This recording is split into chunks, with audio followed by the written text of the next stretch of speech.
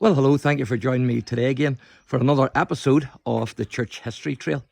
And we're continuing here at General Grant's homestead in County Tyrone. And so there's one more wee exhibition that I want to show to you, and it's of General Grant's career during the American Civil War. And this is it here. So I'll close this door over. And as you can see, it says there, the US Civil War, unconditional surrender Grant. And I'm not going to read all the information out to you, but I will read some of it. It says, following the election of Abraham Lincoln as president in November 1860, 11 southern states where slavery was legal withdrew from the Union. Fighting between the northern Union states and the southern Confederate states began in April 1861. The Civil War was the most devastating conflict in the history of the United States, resulting in over 600,000 deaths. And so there you can see the man himself, General Grant. And it says there, you can pause the video if you want to read these. It says, August 1861, returned to the army. 1862, the Mississippi Valley. I'll read this one out to you. He was well known for this one. 1863, the capture of Vicksburg. Vicksburg was the most important Confederate stronghold on the Mississippi. Among the difficulties Grant faced in capturing it was marshy terrain north of the town, which hindered his army's advance. To get around this, the Union forces proceeded down the west side of the river to beyond Vicksburg and then crossed the Mississippi. A 6-week siege followed before the Confederate garrison in Vicksburg surrendered on the 4th of July 1863. The famous Battle of Gettysburg in Pennsylvania, regarded as a turning point in the war, had concluded only a day earlier. There's Grant in his campaign uniform. He's a bit of a poser too, isn't he? No doubt about it. It says here, the US Civil War towards victory. Abraham Lincoln had great confidence in Grant's ability as a military strategist and admired his more aggressive approach to conducting military campaigns. The president had been frustrated by the caution and indecision shown by some of the other Union commanders, like General McClellan, of course. Grant, a leader of energy and determination, was able to make the Union's superior numbers count. One thing that McClellan did do, although he was very cautious and overestimated the enemy, was when it came to training, he was fantastic, because he really turned the army into a disciplined fighting force. So that was one thing that General McClellan was very good at. Then it says their overall command of the Union forces. In October 1863, Grant was placed in command of the Union armies in the West. In November, his forces won an important victory in breaking the siege of Union troops at Chattanooga. In March 1864, he was promoted to the rank of Lieutenant General and given overall command of all Union forces, which was a very good move on the Union's part. Grant accompanied the Army of the Potomac on its campaign in Northern Virginia against Robert E. Lee's Confederate Army in May. The Battle of the Wilderness, so called because of the desolate nature of the terrain, resulted in heavy losses for both sides. And then 1864, the siege of Petersburg. And then the 9th of April 1865, he accepts Lee's surrender. Lee was now forced to retreat, and the Confederates evacuated their capital, Richmond. Knowing that further resistance was futile, Lee wrote to Grant to negotiate terms of surrender. On the 9th of April, the two generals met in a farmhouse at Appomattox Courthouse. The terms offered by Grant were generous. The Confederate troops were given a full day's rations and permitted to keep their horses so they could use them for ploughing, while the officers were allowed to retain their sidearms. Over the following weeks, the remaining Confederate armies surrendered. And there's the generals' meeting at Appomattox Courthouse.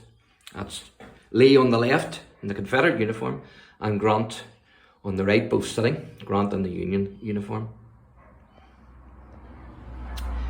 So there you are. And then it says, thousands of men from Ireland, or whose ancestors were from Ireland, fought on each side during the Civil War. It says there, James Shields was born less than 10 miles from here at Altmore, near Pomeroy. He is the only person ever to serve as a senator for 3 different states, Illinois, Minnesota and Missouri. He fought for the Union during the Civil War and was the only Northern commander ever to defeat the Confederate General Stonewall Jackson. So that was something.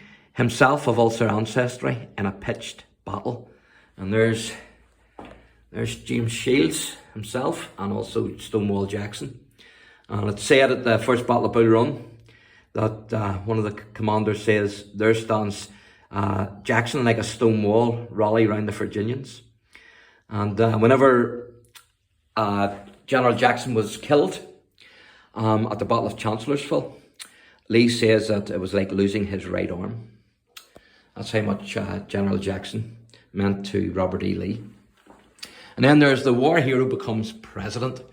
5 days after Lee's surrender, Grant had a meeting with Lincoln in the White House. That evening, Lincoln was assassinated by, of course, John Wilkes Booth, which was a terrible incident. On hearing this, Grant returned immediately to Washington and took charge of the funeral arrangements.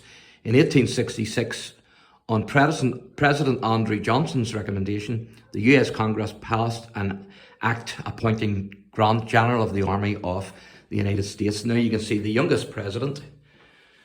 You can pause that if you want. 1872 presidential election, and then Grant's cabinets. And there he is there. So there you go. And then this is a president for everyone. In recent years, there has been a more favourable reassessment of Grant's presidency. Some have argued that he can be considered America's first civil rights president. While not all of his efforts were fully successful, there is no doubting the sincerity of his attempts to secure equal rights for all citizens of the United States. Now you can see African Americans, Native Americans, and other achievements. So you can pause the video there and read those. And that's Frederick Douglass, who was an abolitionist. I believe he was also, he was formerly a slave as well, if I remember rightly. And there's General Grant with his military staff during the American Civil War. And then that's after the presidency. World Travels and Memoirs, so you can pause the video and read that. And I'll just read the wee caption here to you. Towards the end of his second term, Grant came under pressure from some sections of the Republican Party to stand again for president. He rejected their approaches. As he later reflected, personally, I was weary of office.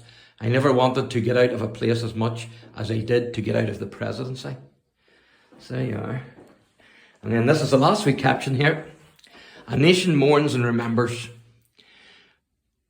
Grant struggled with throat cancer during the period in which he wrote his memoirs. When the American people realised the seriousness of his condition, there was huge public concern and regular press reports on the state of his health. A stream of visitors called on him, including many army veterans who had served under him or even fought against him. And of course, that was probably through the cigars that he smoked. But in all fairness, back then they didn't know of the risks. They didn't know of the health risks back then. And there you can see last photograph of General Grant 4 days before his death.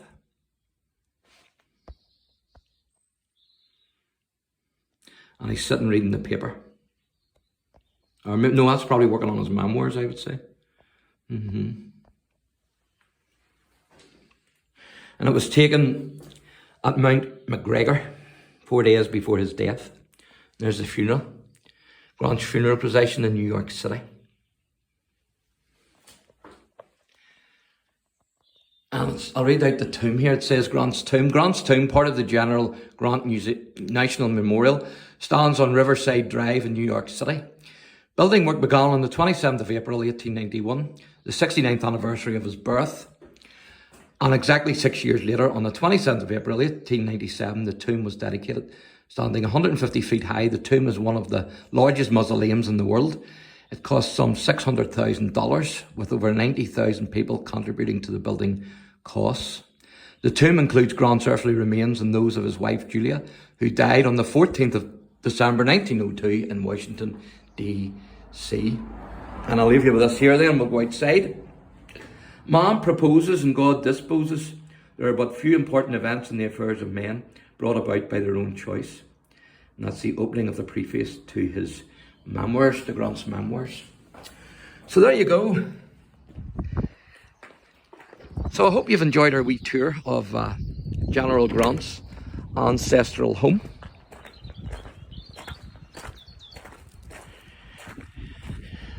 And check out the other wee videos. I've done one inside, and I've also done one in there, and that wee exhibition in there.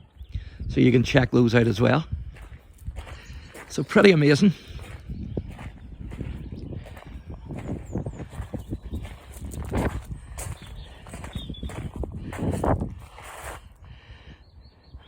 From small beginnings to the presidency of the United States.